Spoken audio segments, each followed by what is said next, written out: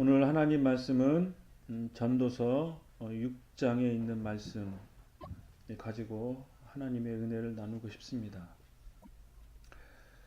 6장 12절 말씀에 보면 쉬운 성경에 이렇게 기록되어져 있습니다. 그림자와 같이 허무한 며칠을 사는 인생 중 삶의 최선이 무엇인지 아는 자가 누구일까?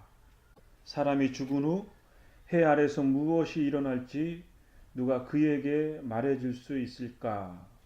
라고 묻고 있습니다.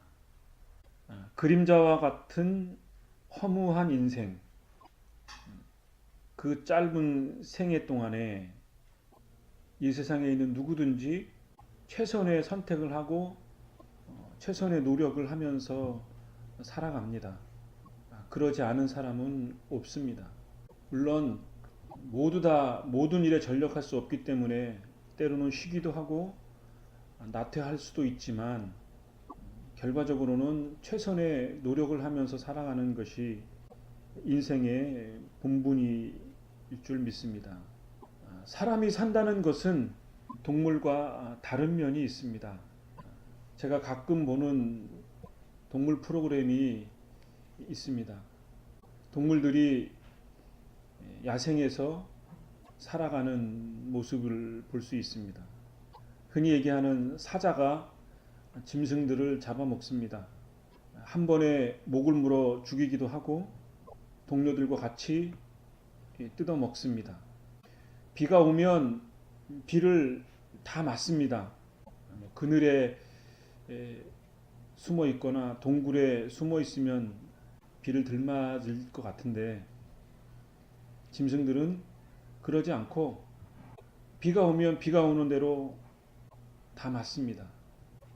자기에게 주어진 최선의 삶을 사는 것이라고 할 수 있겠죠. 사자보다 조금 작은 하이에나나 들개 같은 짐승들은 사자처럼 한 번에 물어 죽일 수가 없기 때문에 어떤 경우에는 산채로 뜯어 먹습니다. 아주 잔인한 모습을 볼 수 있습니다. 자연적인 관점에서 보면 자연의 순리이기 때문에 그들이 살아가는 삶의 방식입니다. 그렇게 자기보다 약한 짐승들을 잡아먹고 살다가 병들거나 약해지면 자기보다 더 강한 짐승에 의해서 결국은 죽게 됩니다. 그것이 동물의 일생이라고 할 수 있죠. 그렇게 죽어가도 눈물이라 그럴까요? 죽어가는 눈을 이렇게 크로즈업 하는 것을 보면 참 쓸쓸하다, 허무하다, 가엾게 죽어가는구나 하는 모습을 발견하게 됩니다. 사람도 자연의 일부이기 때문에 이 세상을 살면서 최선의 삶을 살다가 열심히 노력하다가 생을 마감하게 됩니다. 조금 전에 읽어드렸던 말씀처럼 삶의 최선이 무엇인지를 아는 자가 누구일까 물으면서 사람이 죽은 후 해 아래서 무엇이 일어날지 누가 그에게 말해줄 수 있겠는가 라고 되묻고 있습니다. 이 말은 사람이 죽은 후에는 그 어떤 대답을 줄 수 있겠는가 역설적으로 묻고 있는 것입니다. 그만큼 인생의 삶, 그 다음에 인생이 죽은 후 그 문제에 대해서 아무리 현자라고 할지라도 답변하기가 매우 어렵습니다. 사람이 동물과 짐승과 다른 것은 생각하는 데 있습니다. 짐승들은 요리를 해서 먹지는 않습니다. 저장하는 것도 대단히 자연적입니다. 흙을 덮거나 물속에다가 담궈 놓는 정도입니다. 그러나 사람은 생각할 수 있기 때문에 요리라는 것을 해서 먹습니다. 더 맛있게 먹으려고 노력을 합니다. 그것이 동물과 다른 점입니다. 또 하나 다른 점은 조금 전에 읽어드렸던 것처럼 사람이 죽은 후에 어떻게 될 것인가에 대해서 고민하는 데 있는 것이라고 여겨집니다. 짐승과 사람이 근본적으로 다른 차이점은 죽음 후를 생각하고 고민하고 염려한다는 것이겠죠. 일반 짐승에게는 없는 인간만이 갖는 고유한 속성, 하나님이 인간에게 부여해 주신 고유한 속성이라고 할 수 있습니다. 전도서 3장 11절의 말씀에도 보면 영혼의 감각이 사람에게 있다고 했습니다. 이 세상의 문제도 문제지만 죽은 후에 영원한 생명에 대해서, 영원한 세계에 대해서 감각을 가지고 있는 것이 인간입니다. 이 영원한 감각이 있어서 우리에게는 고통이 될 수도 있겠죠. 왜냐하면 이 현실을 살아가는 것도 대단히 어려운데 죽은 후에 어떻게 될 것인가?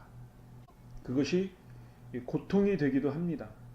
끊임없이 문학이나 철학이나 종교나 내 스스로 고민하고 있을 때 고통이 될 수도 있겠죠. 그러나 이 고통 이면의 다른 면을 보면 축복이 될 수도 있을 줄 압니다. 내가 이 세상에서 누리지 못했던 불완전한 것들, 희노애락, 고통, 절망, 늙어감, 이 세상에서 당하는 상대적인 박탈감, 인간 이하의 취급을 받으면서 살아가는 그런 야속함, 그러한 것들이 현실인데 내가 죽은 후에는 그 누구도 간섭할 수 없는 영원한 복락을 누릴 수 있을 것이다 라는 믿음, 그리고 어떤 그 가능성을 영혼의 감각에 의해서 생각할 때 이 세상보다 더 나은 저 영혼의 세계가 있다라는 것이 축복이 될 수도 있겠죠. 우리가 이런 면들을 우리가 깊이 생각하고 고민해야 할 줄로 압니다. 서두에 말씀드린 바처럼 우리의 인생은 그림자와 같습니다. 모든 일이 허무하죠. 그래서 전도서 6장 2절의 말씀에 보면 이렇게 기록되어져 있습니다.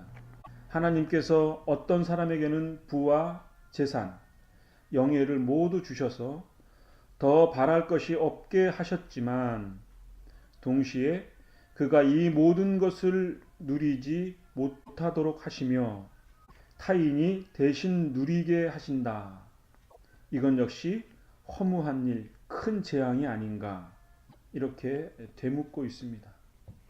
그러니까 그림자 인생이라고 하는 것, 이 세상에서 부와 재산과 영예와 그 모든 것을 다 긁어 모으려고 하지만 그런 것들이 그림자와 같다. 허망한 것이다. 이것을 전도서 기자는 통찰하고 있습니다. 내가 가진 것을 내가 쓰고 살아가는 것, 그것이 어떻게 보면 행복일 텐데 내가 행복해지려고 얻었던 그 수많은 것들을 누리지 못하고 타인이 누린다면 이것이 허무한 일이 아니고 무엇이겠는가? 내가 수고했던 모든 것이 단순한 수고에 지나지 않는 재앙이 아닌가? 이렇게 묻고 있는 거죠. 사실 가만히 살펴보면 나에게 주어진 모든 짐들이 그렇습니다.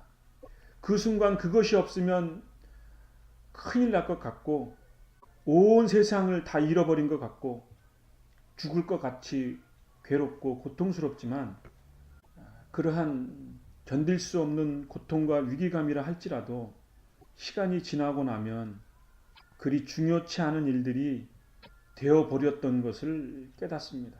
그래서 내가 그때 왜 그렇게 집착했지? 아무것도 아닌데 그냥 훌훌 털어버리고 일어날 수 있었던 일인데 그렇게 자주적인 생각을 갖는 경우가 우리 인생사에는 너무나 많습니다. 이것이 허무한 인생, 그림자 같은 인생을 살아가는 우리 인생사의 한계인 거죠. 이 땅에서 살아가는 엄연한 경계선인 거죠. 이것을 극복하는 사람은 거의 없다고 여겨집니다. 오늘 본문 말씀 전도서 6장 3절부터 이런 말씀이 있습니다.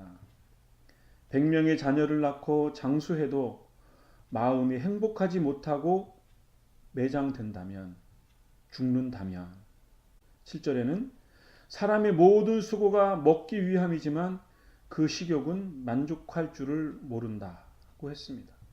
말을 많이 할수록 허무함이 더해진다는 말도 있습니다. 그러니까 장수를 해도 수고를 해도 아무리 맛있는 음식을 먹어도 아무리 불평을 하고 우리가 말을 많이 해도 그것이 나에게 행복이 되어지지 못한다면 그러한 것들이 다 그림자와 같고 허무한 것이다는 것이죠. 인생이 이 땅에서 사는 것은 자식을 낳고 수고하고 음식으로 만족하며 말을 통해서 우리가 치료를 받고 마음의 위안을 얻고 해소가 되기도 하고 또 다른 사람과 인격적인 소통을 하지만 그것도 어떨 때에는 입만 아픈 헛수고일 때가 많습니다. 6절의 말씀에 보면 설령 그 사람이 1000년에 2배를 산다 할지라도 행복을 맛보지 못하면 둘 다 같은 곳으로 가는 것이 아닌가 이렇게 말합니다. 1000년에 2배를 살아가는 것 현실적으로 불가능한 일이고 은유적인 표현이죠. 이렇게 수천 년을 장수할지라도 오래 산다 할지라도 행복하게 살아가는 그 삶의 매 순간순간의 가치보다 못하다는 거죠. 그래서 어떤 경우에는 단 하루를 살아도 행복하게 살고자 하는 사람들이 종종 있습니다. 12절의 말씀에도 보면 그림자와 같이 허무한 며칠을 사는 인생의 최선의 삶이 무엇인지 아는 자가 누구일까? 사람이 죽은 후 해 아래서 무엇이 일어날지 누가 그에게 말해줄 수 있을까? 되묻고 있는데 이 전도서 기자가 묻는 것이 지금 나에게 묻고 있는 것입니다. 내가 100년을 살 것인가? 1000년, 2000년을 살 것인가? 그것이 나에게 지금 이 순간에 행복한 삶으로 살아가는가? 그렇지 못하고 내가 죽는다면 그것이 허무한 것이 아닌가? 그림자와 같은 허구의 삶이 아닌가? 헛개비와 같은 삶이 아닌가? 라고 묻고 있는 거죠. 이러한 삶의 애환을 겪으며 살아가지만 결국 인생의 허무한 삶의 종착역은 언젠가는 죽는다는 것입니다. 이것은 피할 수 없는 참된 실제이기도 하고 참된 실체입니다. 궁극적인 나의 자아를 자아되게 하는 현실적 자각인 거죠. 이 절대적인 죽음이라는 숙명과 동시에 이 생의 삶은 저 영혼의 세계로 화하게 됩니다.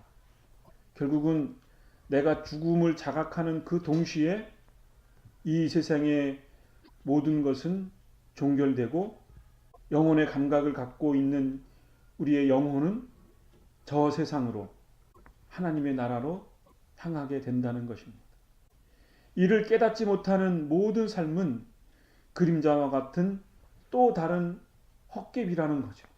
이 헛개비의 노름에 이 세상에 있는 수많은 사람들은 헤어나지 못하고 있습니다.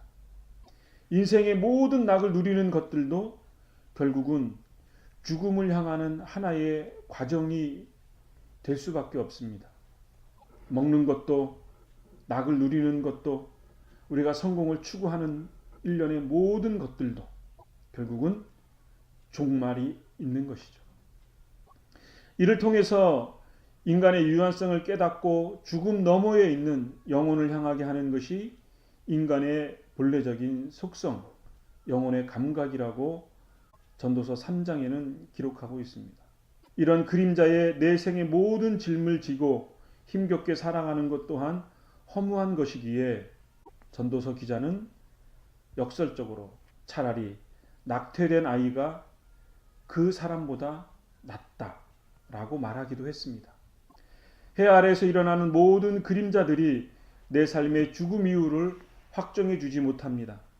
이 세상의 모든 인류가 최후의 관심을 갖는 근거가 여기에 있다고 하겠습니다. 이를 해결하고자 모든 종교와 문학에서 그리고 철학자들이 처절하게 씨름을 해도 이 죽음과 영원한 생명의 문제에 대해서 해결하지 못하고 있습니다. 영원한 숙제가 인간의 죽음과 영생의 문제에 있다고 하겠습니다. 서두에 말씀드린 바처럼 인간에게는 생각하고 영혼의 감각이 있습니다. 이것이 묵인될 수도 없고 그리고 안다고 이런 것이 어렴풋하게 있지만 이것을 적극적으로 명확하게 알 수도 없는 거죠. 그러니까 무언가 있기는 있는데 명확하지 않고 그래서 인간은 끊임없이 고민을 하고 추론을 하고 그래서 추론의 한계가 있어서 믿음으로 희구합니다. 믿음으로 갈망을 합니다. 이것은 현상을 넘는 종교의 문제라고 할 수 있겠죠. 형이상학적인 문제라고 할 수 있겠죠. 결코 알 수 없는 영원한 수수께끼이다.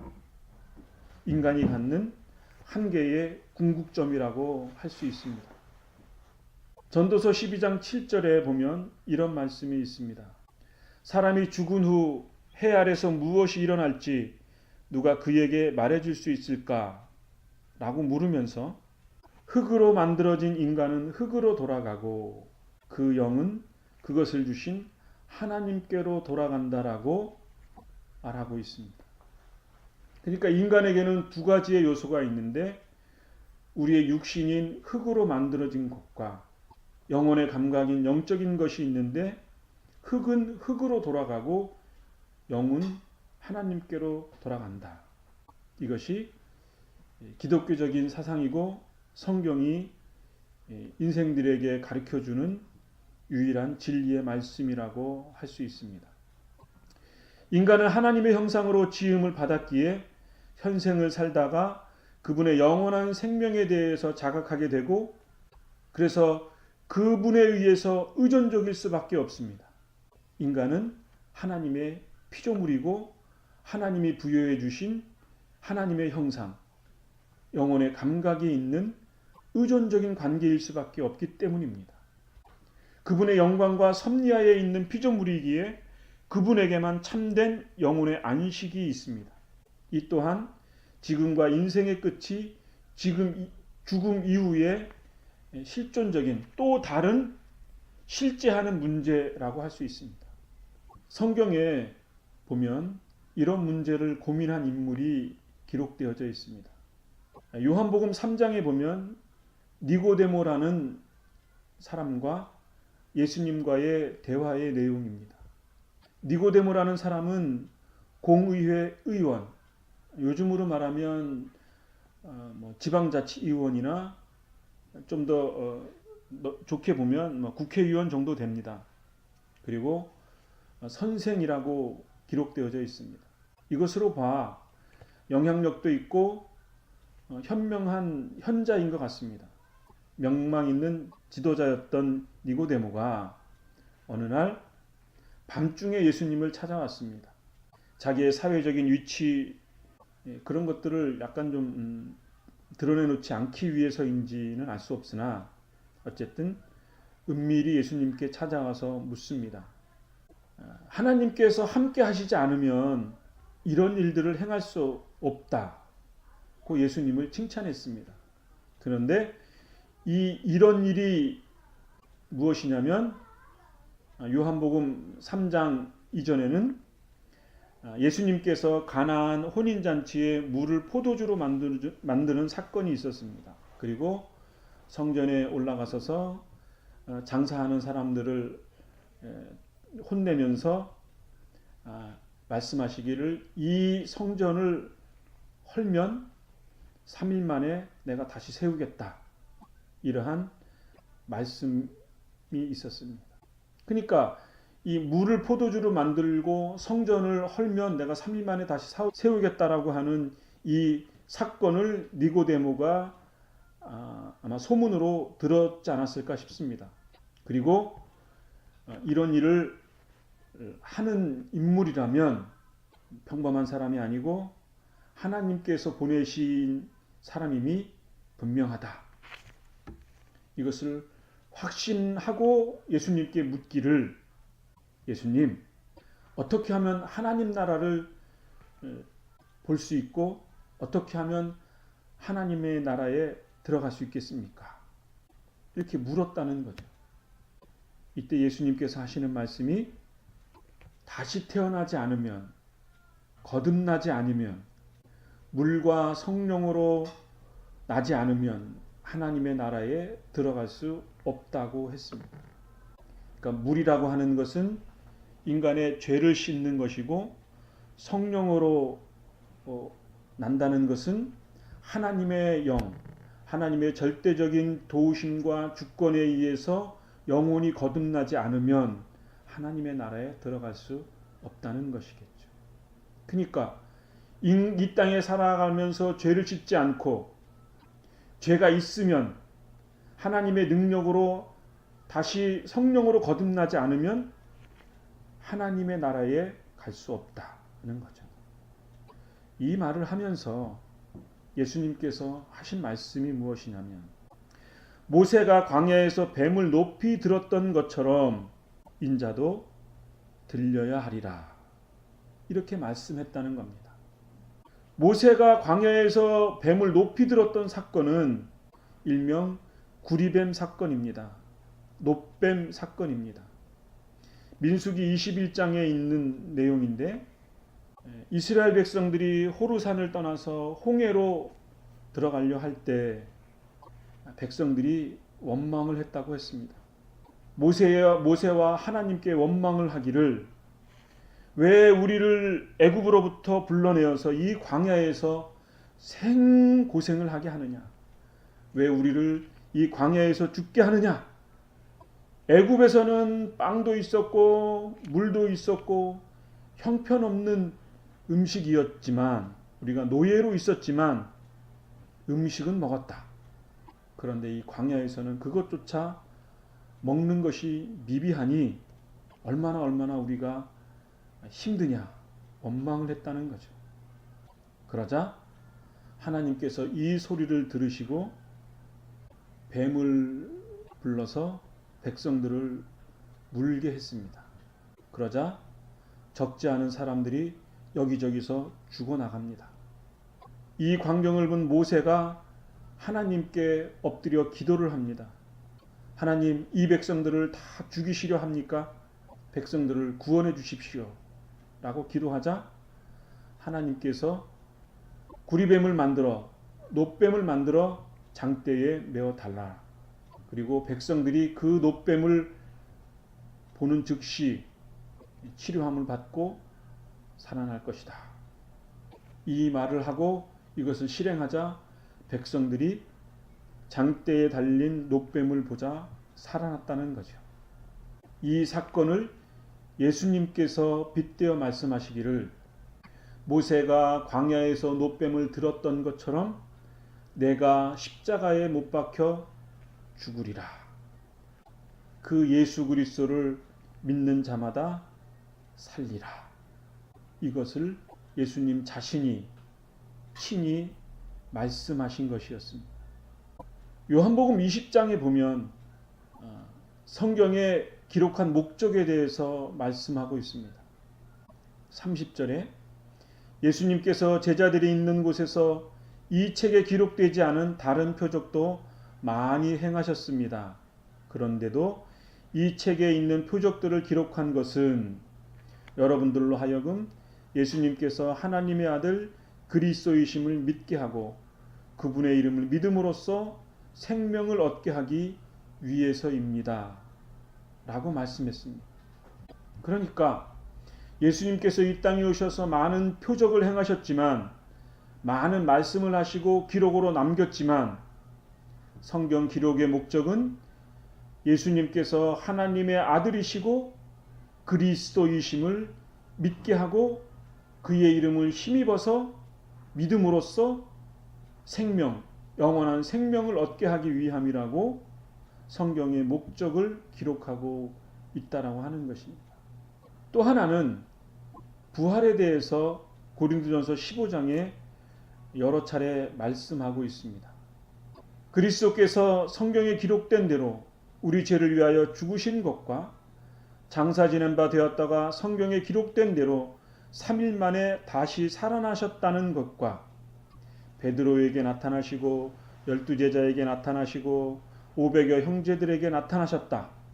그리고 조산하였던 사도 바울에게도 나타나셨다라고 고백하고 있습니다. 뿐만 아니라 그리스도께서 죽은 자들 가운데 다시 살아나셨다는 것과 우리가 전파하는데 여러분들 중에 죽은 자의 부활이 없다고 말하는 사람이 있는 것은 어찌된 일입니까? 라고 되물으면서 죽은 자의 부활이 없다면 그리스도께서 다시 살아나지 못하셨을 것이고 그리스도께서 다시 살아나지 못하셨다면 우리가 전파하는 복음이 헛되고 그리스도를 믿는 모든 믿음도 헛될 것이다 라고 강조하고 있습니다. 그리스도께서 다시 살아나시지 않으셨다면 믿는 믿음은 공허한 것이고 여전히 우리는 죄 가운데 있을 것이며 우리의 죄의 삭스로 멸망했을 것이라고 강조하고 있습니다. 우리가 그리스도 안에 소망하는 것이 있다면 그것이 이 세상의 삶에 그치는 것이 아니라 부활에 있다는 것이죠. 이 세상의 삶에 그친다면 그것은 불쌍한 것이라고 말씀하고 있습니다. 더 나아가 15장 20절에는 이렇게 말씀합니다. 이제 그리스도께서는 죽은 자들 가운데 다시 살아나 잠자는 자들의 첫 열매가 되셨다고 했습니다. 성경에는 죽은 자를 잠자는 자다 이렇게 표현하는데 왜냐하면 자다가 다시 깨어나서 영원한 생명을 얻는다는 의미입니다. 잠자는 자들의 첫 열매가 되셨고 죽음이 한 사람을 통해서 온 것처럼 죽은 자들의 부활도 한 사람 예수 그리스도를 통해서 온다는 것입니다. 아담 안에서 모든 사람이 죽은 것 같이 그리스도 안에서 모든 사람이 생명을 얻게 될 것이다 라고 사도 바울은 예수 그리스도의 죽으심과 부활과 그를 믿는 신자들의 생명에 대해서 확증하고 있습니다. 이것이 성경에 말씀하는 복된 소식, 복음이라는 것입니다. 이 땅에서 그림자같이 살아가는 모든 인생들이 듣고 영혼의 감각을 가지고 있는 잠자는 영혼이 깨어서 하나님을 바라보게 되고 하나님께 향하게 되는, 그래서 하나님이 인간에게 부여해 주신 하나님의 형상이 예수 그리스도의 형상으로 다시 깨어나서 죽은 자의 영혼이, 잠자는 자의 영혼이 다시 소생케 되어지는 모든 인류에게 부여해 주시는 절대적인 하나님의 복음, 영원한 생명이 다시 부여된다는 것을 우리에게 가르쳐주고 있습니다. 그림자와 같은 인생을 살아가는 우리의 인생살이는 이 땅에서 희노애락으로 이루어집니다. 이것이 결코 가볍지 않습니다. 그래서 애착을 가질 수밖에 없겠죠. 그런데 이 땅에서의 애착을 갖는 것은 어쩔 수 없으나, 그리고 그 순간에 최선의 삶을 살아가는 것은 당연한 것입니다. 그런데 이 땅의 것만이 끝이고 없고 죽으면 끝이라고 생각한다면 그것은 허무주의자이고 개인적인 종말론자들이 되는 것입니다. 또 어떤 사람들은 이 땅에서 죽는 것이지만 다른 생애로 계속 반복된다 라고 하는 생각들을 갖는데 일명 윤회사상이라고 하는 거죠. 그러니까 이 땅에서의 삶이 끝난다라고 하는 허무나 종말적인 것, 또는 이 세상이 끊임없이 반복되어져서 다른 생으로 윤회될 거라고 하는 것, 이러한 것들을 우리가 깊이 생각해 보면 이것이 불완전하다라고 하는 것을 우리는 발견하게 됩니다. 나 자신은 나 자신으로서 현재적으로 실존하고 내 자신이 죽으면 나의 실존은 없어지는 겁니다. 육신의 실존은 없어지는 겁니다. DNA가 달라지는 겁니다. 그러나 성경은 예수 그리스도를 믿으면 그의 생명의 능력으로 다시 산다고 말씀합니다. 이 놀라운 영적인 신비를 확증할 과학적인 방법은 또 설명하기에는 한계성을 엄연히 갖음을 고백합니다. 그렇기에 이것은 인간에게 있는 영적인 감각인 것이며 지극히 그리고 영적인 것이라고 말할 수밖에 없습니다. 그리고 생각이 있는 이성적 존재라면 이성적인 고민을 하게 되겠죠. 그러나 이것은 증명의 문제를 넘어서는 믿음의 문제인 것입니다. 오직 하나님의 비밀스러운 경륜에 의해서 예정하신 하나님의 계획의 일부입니다. 십자가에 달려 죽으시고 부활하신 예수님께서 우리의 인생의 믿음의 본이 되셨습니다. 이것이 십자가의 사건이고 부활의 사건인 것입니다. 그렇기 때문에 우리는 예수 그리스도가 우리의 인생에 있어서 우리의 영적인 문제에 있어서 절대적인 길이요 진리요 생명이라고 하는 것을 고백할 수밖에 없습니다. 유일하신 예수 그리스도, 그분에게 참된 답이 있습니다. 성경이 말한 위대한 진리이고 인생들이 들어야 할 영원한 답이라고 여겨집니다. 이러한 믿음을 갖고 살아가는 저와 여러분들이 되어지기를 간절히 바랍니다. 기도하겠습니다.